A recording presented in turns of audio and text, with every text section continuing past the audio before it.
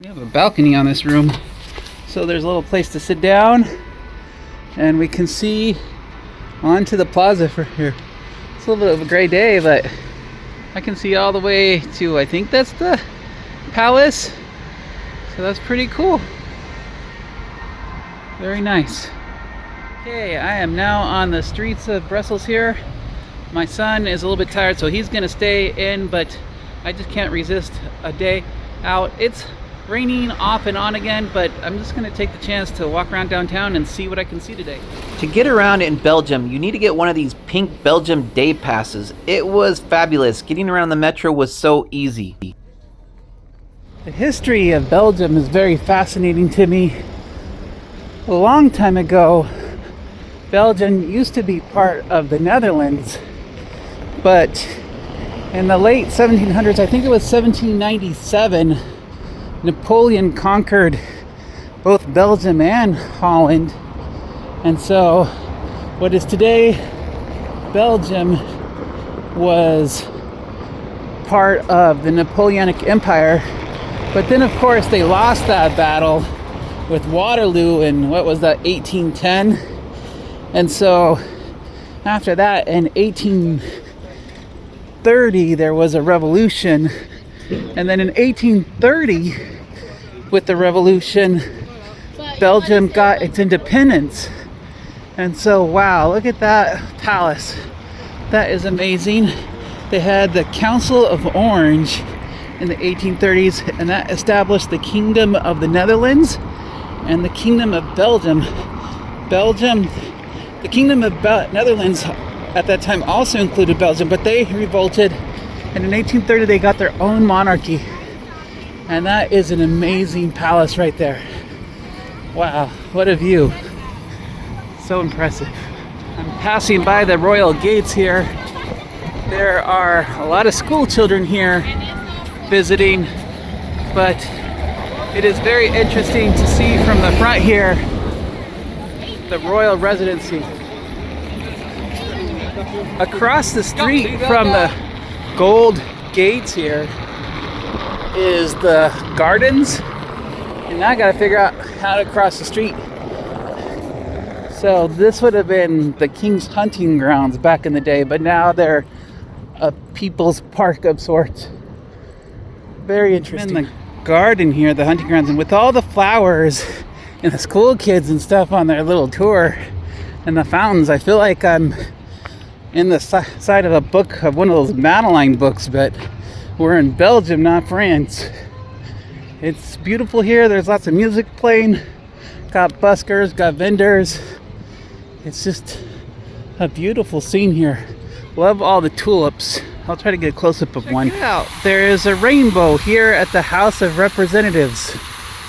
The House of Representatives is pretty much the de facto capital of Belgium.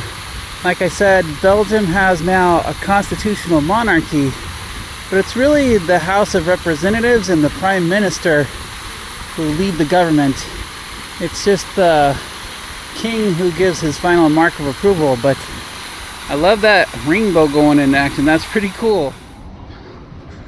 We are down by the Cathedral of St. Michael, and oh my goodness, look at that architecture. You got flying buttresses, you got spiraling towers. That is like goth in extreme. And this is the backside of the church. That's amazing.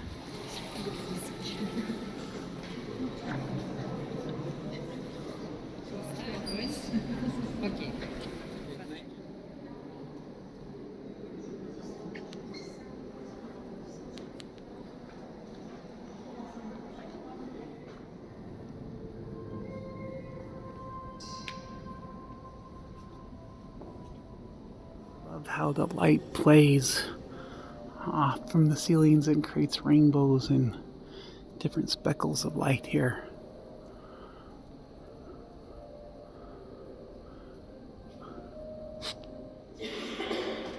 According to the sign, this is a relic, some blood of John Paul II.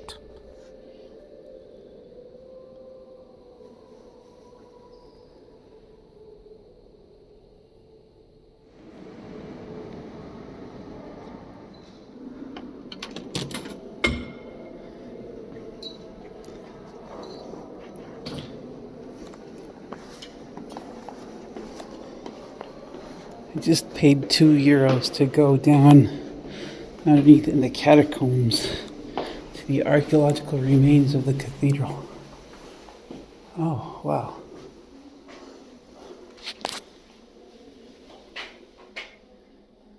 It says these were discovered in 1989. The original foundations of the church.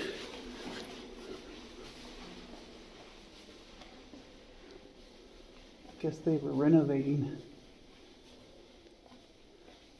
This church, it says, goes back to the 13th century.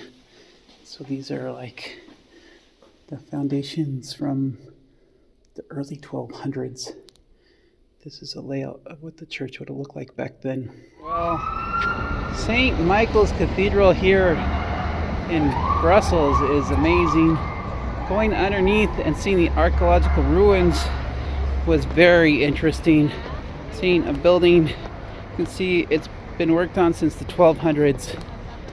That is something we don't see in California, so that is an amazing building. This interesting plaza in downtown says Plaza Spain Plaza, but they have a statue here dedicated to Bela Bartok, 1881 to 1945, who was a Hungarian composer. But I think they call it more of the Spain Plaza because over there is a statue dedicated to Cervantes, and there's Don Quixote and Sancho Panza, and they're of course riding on their way to conquer the windmills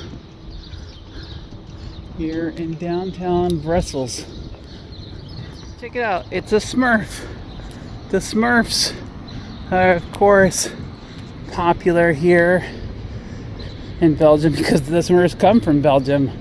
So Peyo was from Belgium. I don't know, if you're not from the 80s you might not know what the Smurfs are, but the Smurfs in the United States were all the fad in the 1980s, and we're here at the Comic Museum, so that makes sense that you would see that here at the Comic Museum at the Galerie Horta at Brussels Central.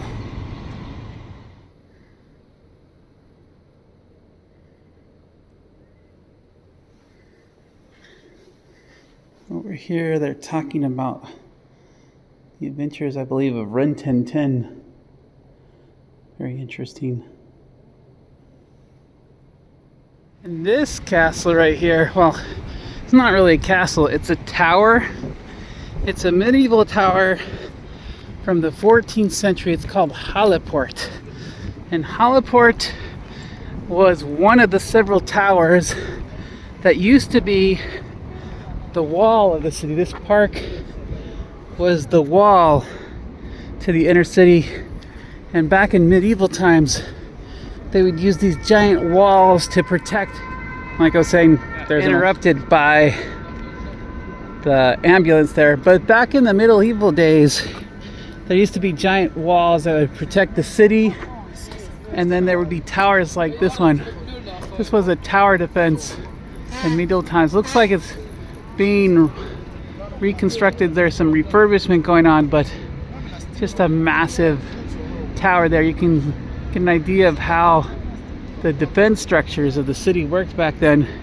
And down there are two cannons from that as well. Cannons are just massive. I don't understand how you can even like move a cannon this big, let alone, it says on the end that they were forged in 1855 is when these cannons were forged. And how do you even move these cannons, let alone pick up a cannonball that would fit in one of these cannons? That's just huge. Very interesting. In addition to a wall being here, you can tell that there was like a moat structure. So yeah, you didn't want to like have to go attack something here. All the time they have plenty of highly decorated windows to be shooting arrows down at you or throwing boiling water while they defend the city. You weren't getting nowhere.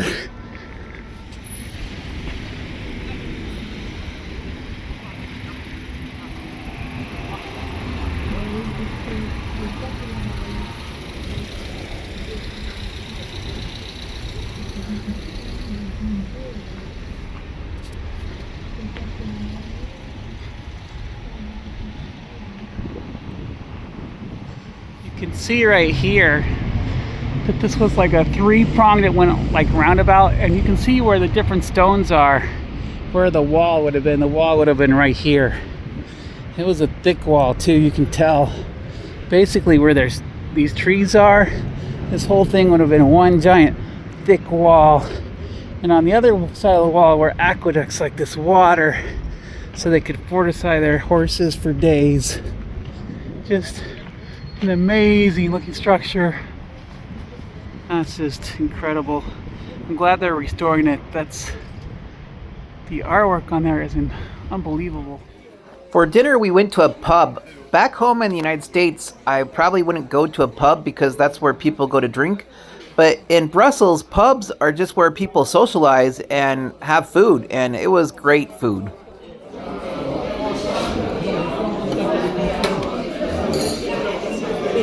We are now in a Belgium grocery store, and there's all sorts of stuff.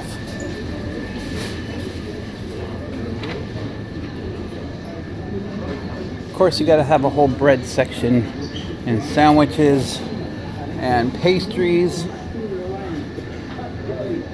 Oh, that's what we have to try while we're here. Very interesting. You see this in some countries. It's shelf-stable milk. I don't see that all the time, but here you do. Well, I really hope you enjoyed this little tour of Brussels, Belgium.